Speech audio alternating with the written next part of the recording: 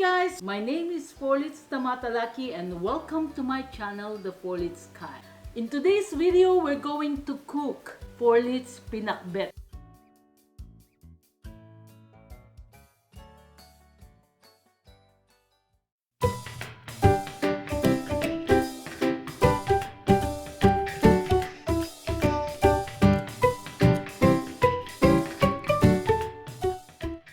Welcome to our Lucban Cusine episode guess what? Number 18. And today we're going to cook for dinner of Thursday.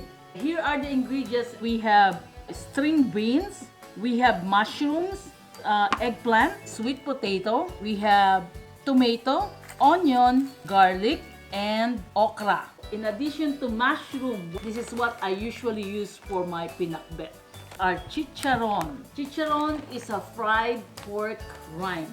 Please join me and watch until the end of this video so that you can learn something different. We call it Forlitz Sky Pinakbet. Oh, by the way, please leave your comment below and I just want to know what is your version of pinakbet. Okay, please leave a comment below. I want to learn something from you. Okay, let's prepare the ingredients. First, peel the sweet potato and cut them into pieces. In this recipe, I'm using sweet potato instead of squash because I like the sweetness of sweet potato to combine with other vegetables.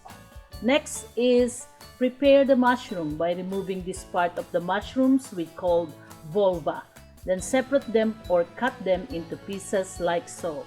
I love mushrooms because of their taste and texture, but also it has lots of fiber and they are full of antioxidants. Let's prep the next veggie, which is okra. Cut each end of the okra like so. I put this okra in pinakbet to give some sliminess to the dish. Not only that I love the taste of okra, but also it has high vitamin A content, making it good for your eyes and skin.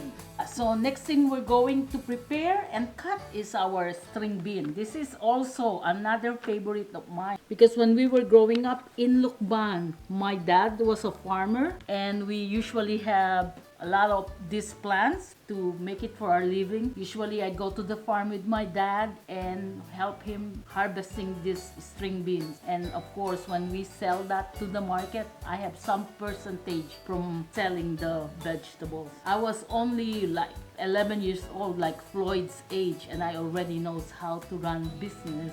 Anyway, so let's cut this to be able to be efficient in cooking because time is very important. This is how you cut it. Line them up, cut the end, and then just estimate it about 4 inches. Cut that. Cut the remaining part of string beans with the same length using the first cut. Then line the other ends of string beans, cut and discard. So we're using only one eggplant. To cut it, just cut the end again, cut the other end of it. I'm gonna cut it into 4 pieces. Next thing is tomato. You have to discard the seeds. Cut in the middle. Remove this part called sepal. Cut around this part called placenta to separate them from vascular bundles or the main part of the tomato. From this part, you'll see seeds everywhere.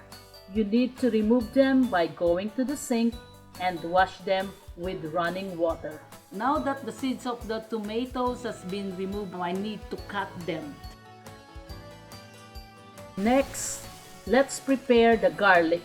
Smash the like button or smash the garlics. Peel it like so and mince them. The onion is the last one that I cut and peel. The reason is because prior for me to prepare all the ingredients, I cut the whole onion into 2 and put them in the freezer. So now I take it out from the freezer and it's frozen already. So when I cut it, I won't waste my tears. Salt and pepper already in the container, and chicken bullion. Remember this wok? This is the one that I seasoned in a previous video. Put the olive oil. Let's put our onions and garlic. Saute the garlic and onions. Make sure you put your salt and pepper. Saute again. Time for us to put chicharron. So it's kind of like when you put the chicharron, it's same thing like a pork. So you put it after your garlic and onion. So give it a stir like so. Yeah, it's kind of like you have to treat it like a fresh pork. It's now time for you to put this tomato. Give it a stir. Let's put the mushroom. I already washed the mushroom. Water. Put the lids on for about 3 minutes, and then while this one is cooking, I need to wash the rest of the vegetables. 3 minutes is over. Give it a stir. So next is string beans. And stir again. Put the rest of the vegetable. This is yummy. Now you have to put 2 cups of water to be able to cook or steam the vegetable. 1, 2. So that's 2 cups of water. Stir again. So what's gonna happen? All the vegetables will cook together at the same time with the mushroom and the chicharron. It's gonna be so yummy. So we're gonna make it to a boil first. Put the lid on. Then we'll wait for about 5 minutes. Then stir again. And then another 2 minutes. Before 2 minutes, we're gonna put our eggplant. Eggplant is the last vegetable we're going to put in our cooking. 5 minutes is over, so let's see. There you go, guys. It's cooking. Cooking like a king. Smoking. Let's lower the heat. The next thing you need to put is this bullion. Give it a stir. Now it is time for us to put our eggplant. So pour it like so. It appears that this one needs more water, so let's put another cup of water. Here's another cup of water.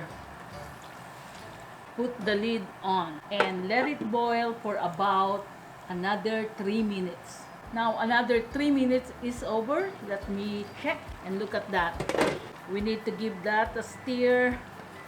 What I want for my vegetable is half cooked. So I think that's it. Our pinakbet is ready. Let's plate it and taste it. Let's put it on the bowl. Look at the variety of colors. It looks so naturally delicious. And the smells all over the place. I can't wait to taste it. We're ready to taste our pinakbet. I have half a cup of rice here because again, we're Filipino. We don't eat our dish without the rice. Let's arrange that onto the plate with bunch of chicharron and string beans. I need to find my favorite mushrooms.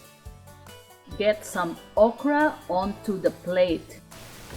Then drizzle it with lots of sauce.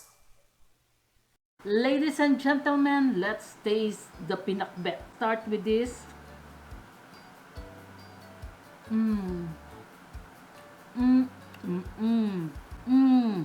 Okra.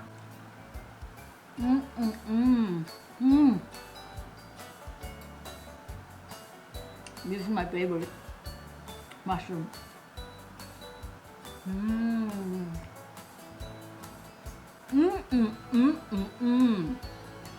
So there you have it, Forlitz Sky community. I hope you learned something from my cooking. This is what you call Forlitz pinakbet with chicharron and mushroom. Please try it. You're gonna love it. Be safe, be strong, and be positive. Thanks for watching the Forlitz Sky. See you next time.